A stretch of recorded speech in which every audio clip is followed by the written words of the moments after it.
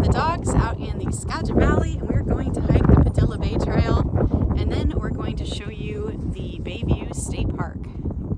As we started out, the tide was high and the estuary was full.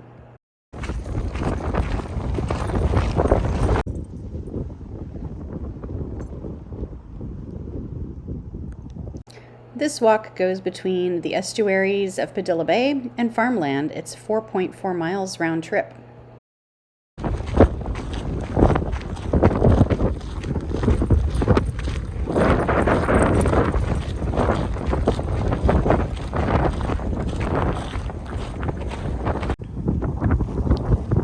Not sure what this old equipment is.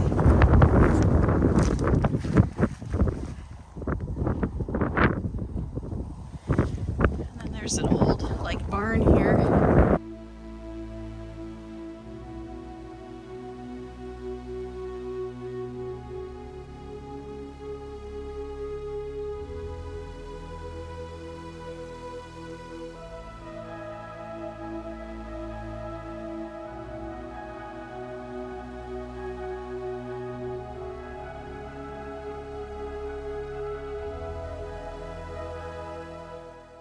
Although the northern pintail can be found in the Puget Sound year-round, it is a migratory bird.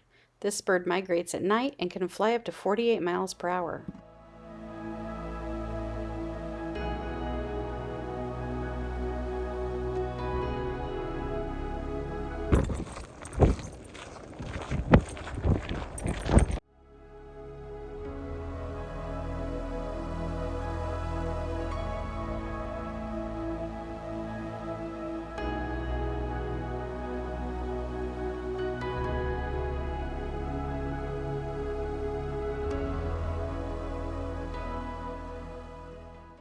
Oil refineries across the bay, kind of annoying to look at.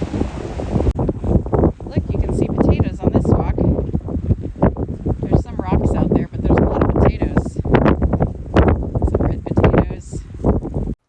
The great blue heron has an enormous 6-foot wingspan, but on a day like this with the wind, this one wasn't showing it.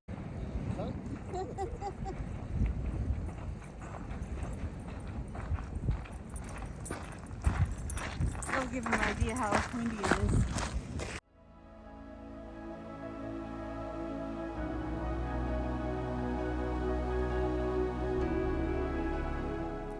Killdeer aren't named for something they do, thank goodness, but for the sound of their call. They feed primarily on insects and forage mostly in fields like this. So we have reached the end of this trail. It is 2.22 miles. And there's no parking right here. I think the parking on this end is up the hill. And then you kind of got to cross the road and such. So that's why we like to park on the field end. And there is no restroom at this end. I think there might be at the end we started from. So we will turn around here and head back to the car.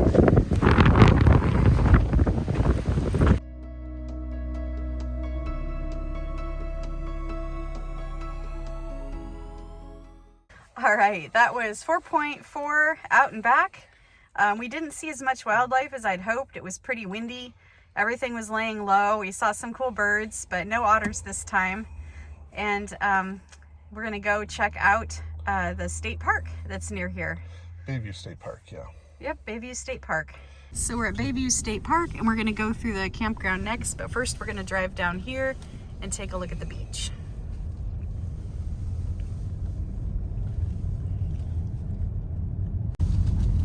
Oh, okay, well, damn. This is the pretty part. So if you camp here, you just walk right underneath the road.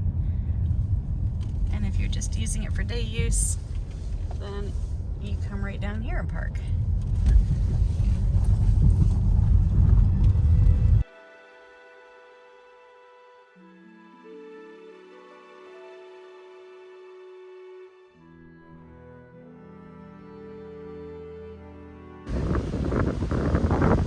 The sun's going down already.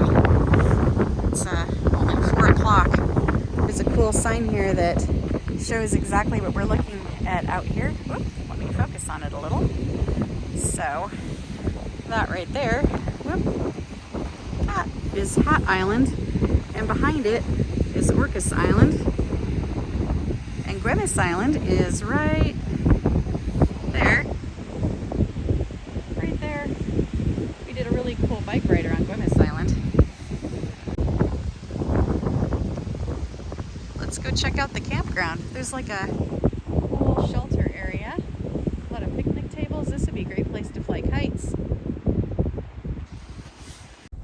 Apparently they have cabins here too. And I think that's one of them right there. A little bitty cabin. Kind of up here on the hillside.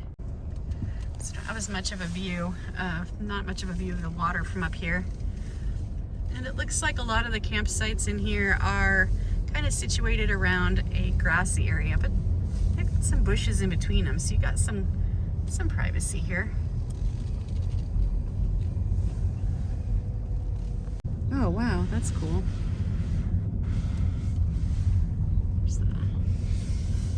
There's some loops that are closed, but then there's some nice little campsites in here. Especially if you were just traveling through the area and wanted a place to stay. Weather's mild,